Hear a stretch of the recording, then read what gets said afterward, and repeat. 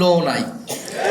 কারণ বাংলাদেশের মানুষ আমাদেরকে ভোট দিয়েছে, গণভোটে হায়ের পক্ষে ভোট দিয়েছে সংস্কারের জন্য। এটা শুধু জাতীয় সংসদ হওয়ার জন্য নির্বাচন হয় নাই, এই নির্বাচন হয়েছিল সংস্কার পরিষদ হিসেবে এটাকে কার্যকর করার জন্য। আমরা দ্বিতীয়ত দেখতে পাচ্ছি তারা বিচার প্রক্রিয়ায় হস্তক্ষেপ করলো।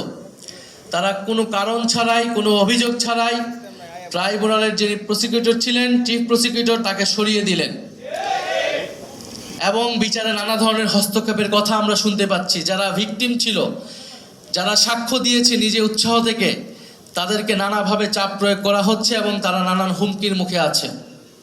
ফলে আমরা খুবই সন্দিহান যে বিচার প্রক্রিয়াও সুষ্ঠুভাবে এই সরকারের আমলে হবে কিনা সেটা নিয়ে আমাদের মনে, জনগণের মনে সন্দেহ তৈরি হয়েছে।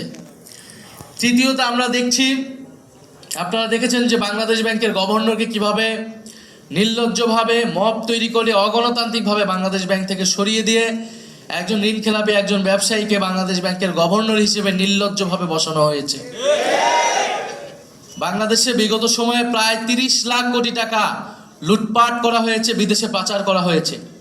এই গণ অভ্যুত্থানের পরে অন্তর্বর্তী সরকার নানান ব্যর্থতা এবং সীমাবদ্ধতা সহ এই অন্তর্বর্তী সরকারের গভর্নর চেষ্টা করে যাচ্ছিল সেই লুটপাটের টাকাগুলোকে ফেরত আনার এবং এই লুটপাটের টাকার সাথে যারা জড়িত, এই লুটপাটের সাথে আওয়ামী লীগের ফ্যাসিস্টদের সাথে যারা ব্যবসায়ী এবং আমলা রয়েছে তাদেরকে বিচারের আওতায় আনা।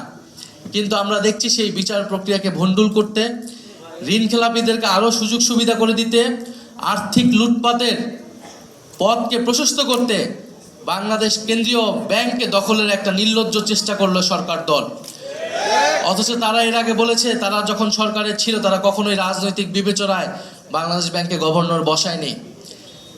ফলে যারা নির্বাচনের আগে একরকম কথা বলেছে, নির্বাচনের পরে একরকম কথা বলেছে, আমরা নির্বাচনের আগেই জনগণকে এই বিষয়ে সতর্ক করেছি। আমরা জানি জনগণ তাদের বিপক্ষেই ভোট দিয়েছিল। নানান ইঞ্জিনিয়ারিং করে তারা ফলাফলটাকে নিজেদের পক্ষে নিতে সক্ষম হয়েছে। সংসদে পরিকল্পিতভাবে 2/3 সংসদ সদস্য পদ তাদের নিজেদের আওতায় রেখেছে, যাতে তারা নিজেদের মতো আইন এবং বিচার তৈরি করতে পারে। যেরকমটা 2008 সালে আমরা দেখেছিলাম আওয়ামী লীগ একচেটিয়াভাবে বিরোধীদেরকে এক পাশে ঠেলে নিজেদের সংসদ করায়ত্ত নিয়ে সংবিধানকে নিজেদের মতো পরিবর্তন করে দেশকে নিজেদের মতো ভাবে পরিচালিত করেছে।